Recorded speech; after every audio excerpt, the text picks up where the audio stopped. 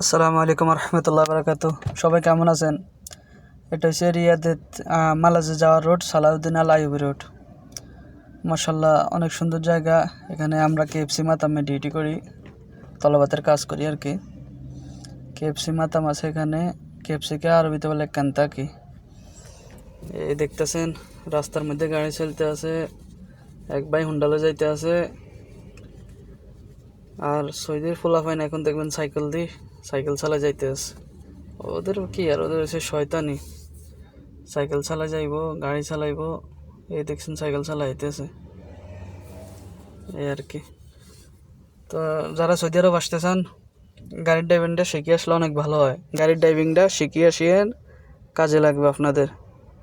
এখন অনেক ভালো হবে। কোনো কাজ জানা থাকলে সৌদি আরবে আসি আপনি কিছু একটা করতে পারবেন। কাজ জানা যদি না থাকে তো অনেক সমস্যা হয়।